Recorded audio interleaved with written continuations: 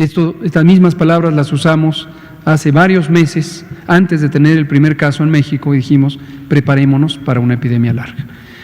Larga quiere decir que las curvas epidémicas de distintas ciudades y estados en el país se van a estar presentando durante junio, durante julio, algunas se prolongarán hasta agosto, quizá algunas hasta septiembre, sobre todo en las dos mayores ciudades después de la Ciudad de México, que todavía no tienen una transmisión activa o tan activa, Guadalajara y Monterrey. Es posible que cuando entren más tardíamente, y dado que son poblaciones grandes, dure la epidemia y se proyecte prácticamente hasta septiembre, quizá hasta octubre. En el sentido de que el 30 de mayo terminará la jornada nacional de sana distancia, pero eso no quiere decir que regresen las actividades al estado que tenían antes del 23 de marzo, cuando esta jornada nacional de sana distancia empezó. Lo que quiere decir es que de manera diferenciada en algunos estados se va a necesitar mantener todavía varios días de restricción de la movilidad. En algunos otros estados se podrá hacer una liberación de actividades, de algunas actividades, y en otros va a entrar ese tipo de restricciones en una etapa posterior. Y para eso es el semáforo. Lo vamos a volver a explicar. Curiosamente, cuando se está en el semáforo rojo, indica que existe el más alto riesgo de transmisión porque está en una fase ascendente la curva epidémica, es decir, están aumentando los casos diariamente, o existe una saturación o una tendencia a la saturación de las unidades hospitalarias y otros parámetros. Entonces, cuando se esté en rojo, solo las actividades esenciales podrán permanecer.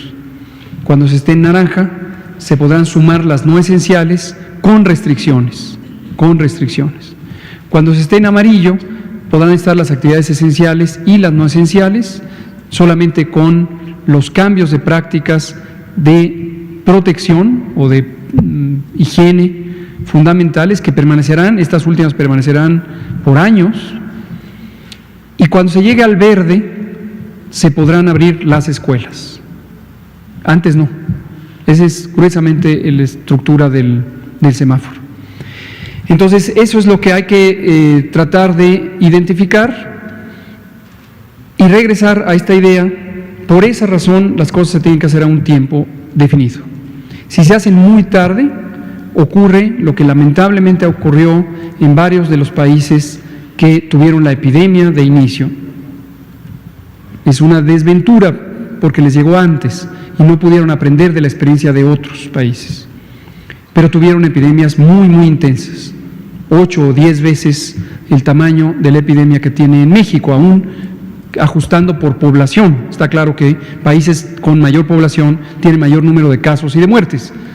Países con menor población tienen en general menos, pero cuando se compara con una medida comparable, que es la incidencia, que aquí la presentamos para comparar a los estados de la República, se puede identificar de esto, ¿no? Cualquier población, en el momento en que aumente la movilidad, tiene la mayor probabilidad de tener mayores contagios.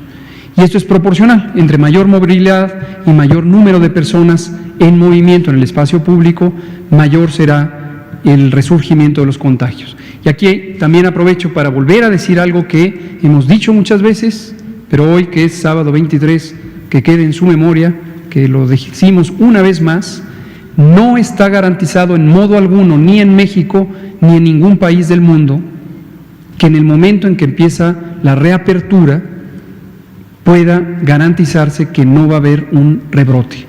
Que quede muy claro, por favor, muy claro, para ustedes, comunicadoras y comunicadores, para ustedes en la sociedad, en el momento en que empiece la reapertura, vamos a tener experiencias de rebrote, que quede muy claro, pero es imposible, indeseable, inconveniente, potencialmente muy dañino, pretender que se puede mantener el estado de inmovilidad por tiempos demasiado largos.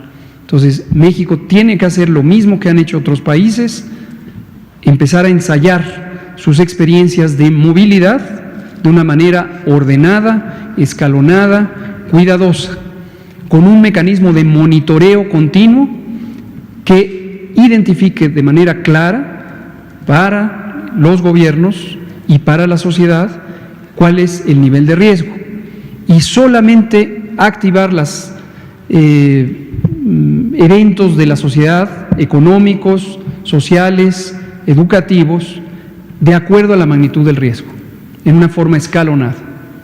Y eso es lo que vamos a hacer. En el momento que se empezaran a presentar cambios en el comportamiento de la epidemia y empezar a aumentar la transmisión, se hace lo correspondiente y se puede reducir, y se debe reducir, y se reducirá la movilidad.